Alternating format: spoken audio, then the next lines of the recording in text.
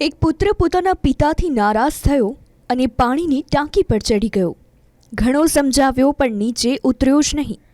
આ ઘટના છે મધ્યપ્રદેશના સીધી જિલ્લાની, જ્યાં સોનાખાડ ગામે એક પિતાએ તેના પુત્રને થોડા પૈસા આપ્યા અને બીજા ઘરે જવાનું કહ્યું, પરંતુ નારાજ પુત્ર ગામની ટાંકી પર ચઢી ગયો અને ન જવાની જીદ કરી. આ પુત્રને જોવા માટે ધીમે ધીમે આખું ગામ ભેગું થઈ ગયું. અંદાજિત 1 કલાક સુધી આ ડ્રામા ચાલ્યો અને આખરે પિતાએ પોલીસ તંત્રની મદદ લીધી. પછી તેને સમજાવીને માંડ માંડ નીચે ઉતાર્યો.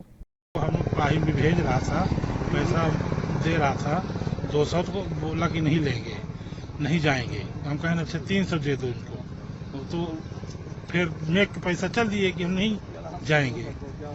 बस इसके बाद क्या हुआ? इसके बाद भाग दिया, फिर टंकी मांगे चल गया. हाँ, बोला कि मर जाएंगे.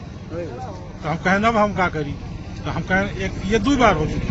हमने सोचा कि प्रशासन को सूचना न दे तो हम काल पकड़े जाए. हमने फिर प्रशासन को सूचना दी.